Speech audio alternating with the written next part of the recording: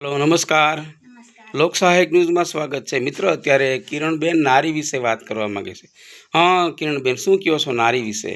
नारी विषे नारी ते धारे ते करी सके, एना मन मकम होवुं जोईए के मारे आ करवुं छे एम।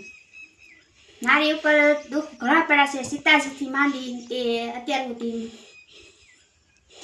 पण सीताजी माथे जे दुख पीड्या छे एवा तो आजनी नारी माथे दुख नथी। आजे तमे किरणबेन बात करो तो लगभग 30% तो अदालत में केसो हाले छे नारीना, पति पत्नीना डखा होय। आनी विषे तमे शुं कहेवा मांगो? पत्नी पत्नीना डखावा ई तो वात बरोबर छे, पण एमां तो बेयने एक खरखुं समजे तो थाय, नहीतर एक વાર એમ કે મકમ હોય ને એક એમ કે માર નથી હલાવું તો ઈ વસ્તુ ન બને। बराबर छे। નારી તો હજાય જ છે પહેલેથી ન છે, ઈ તો એ ઘર હલાવવા માટે જ એના માવતરનું ઘર મૂકીને આવી હોય। बराबर, एनो मतलब एम ने पुरुषनो वाक एवुं थयुं ना? 50% તો પુરુષનો વાક હોય, बराबर छे, 50% સ્ત્રીનો વાક હોય, वाक ન હોય होय એવું નથી। એટલે બંનેનો 50% વાક હોય એમ, એમ બંનેનો વાક હોય। બેયનો વાક। हाँ, बीजू તમે હમણાં કહેતા હતા કંઈક લવ મેરેજનું, હમણાં વાત ઈ શું? લવ મેરેજમાં દીકરીઓ ગમે તે જે માવતરને દુખી કરીને જાય ને ઈ કોઈ દી સુખી નથી થતી। ઈ 4 મહિના બધું સારું લાગે, બરાબર છે, પછી એનો પરિણામ ખરાબ જ આવે છે। બહુ સરસ વાત કરી છે મિત્ર કિરણબેને કે મા બાપ ભણાવે ગણાવે એવડી મહેનત કરીને છોકરાઓને મોટી ડિગ્રી અપાવે છે અને અંતે લવ મેરેજ કરીને ભાગી જાય એટલે પહેલાં તો એ છોકરી જીવતા મા બાપને મારી નાખે, એના કુટુંબને મારી નાખે। કારણ કે એ વ્યક્તિ ભાગી ગયા પછી સમાજ એના માવતરને કહે, સમાજમાં કાલ સવારે એના માવતર બિચારા બોલતા હોય નહીં, હાવજ જેવા હાવજ હોય તો સાનામુના બેસી જાય, કારણ કે કાં તો એની દીકરીએ કાળો ડાઘ લગાડી દીધો। ખરેખર તમારી વાત સાચી છે, આવી દીકરીઓ કોઈ દી સુખી થાય નહીં, ગમે એટલા પ્રયત્ન કરે તો પણ સુખી થાય નહીં, કારણ કે એણે શું કર્યું? ધર્મની વિરુદ્ધ કામ કર્યું।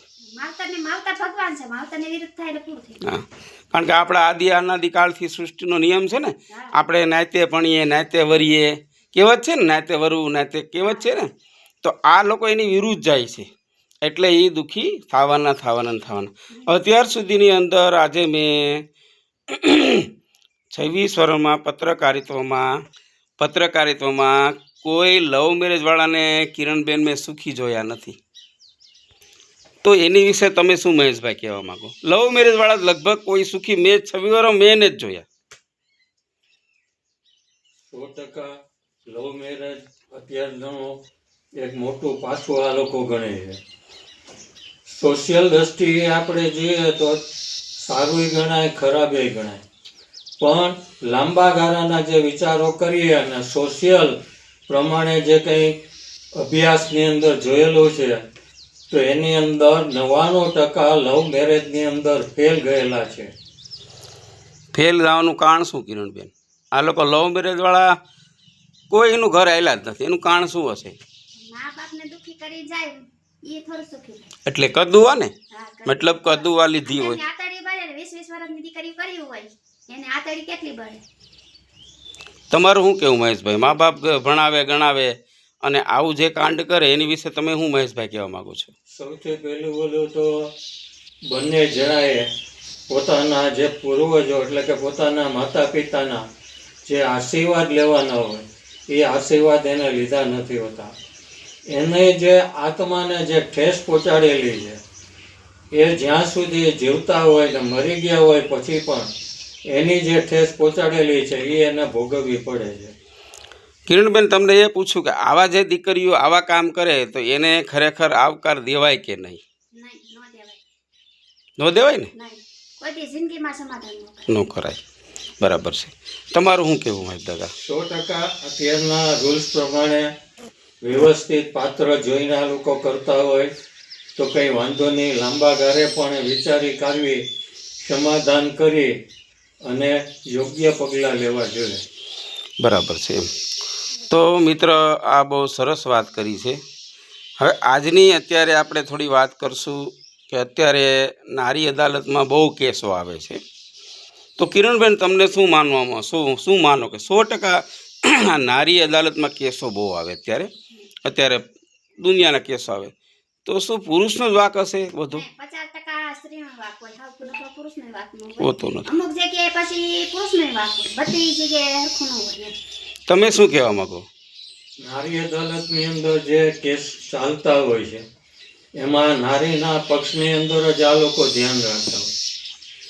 તો એવો કાયદો ઘડવો જોઈએ કે ખરેખર પુરુષનો કોઈ પણ પ્રકારનો વાક હોતો નથી, છતાંય એવી કલમો દ્વારા પુરુષને ગનોડગત કરતી હોય છે નારી. એવા કિસ્સા મેં પત્રકારમાં જોયેલા છે અને અનુભવે કરતા હોઈએ છે.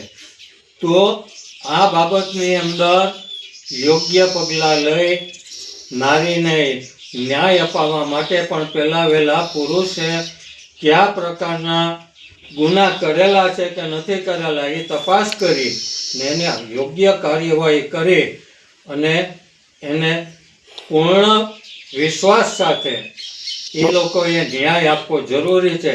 તો એમાં પણ પુરુષ માટેના કાયદા કે ખરેખર પુરુષનો આ લોકો ગેરઉપયોગ કરે છે. બહુ સરસ વાત કરી.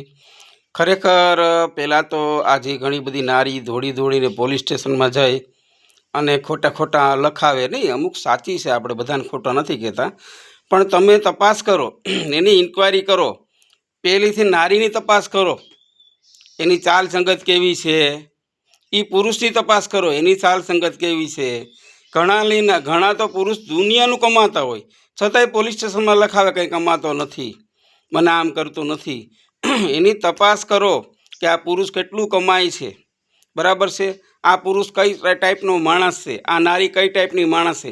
ખરેખર તપાસ કરીને જો ન્યાય મળે તો ખરેખર બંનેને ન્યાય મળે. બાકી આજના યુગની અંદર તો બસ કાંઈ પણ થયું એટલે સીધું પોલીસ સ્ટેશન, કંઈ થયું એટલે જોકે પોલીસ સ્ટેશન જાનાર વ્યક્તિની જિંદગી તો બગડી જાય છે.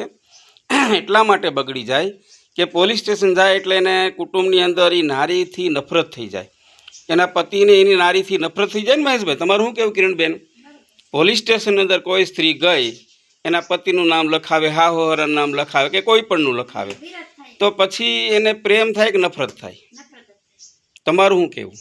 એની જે પહેલા પ્રત્યેની લાગણી ભાવના હોય એ 90% ઓછું થઈ જાય, ખાલી 10% જ લાગણી રહી છે ને ઉપર છેલ્લા સંબંધો રહેતા હોય છે.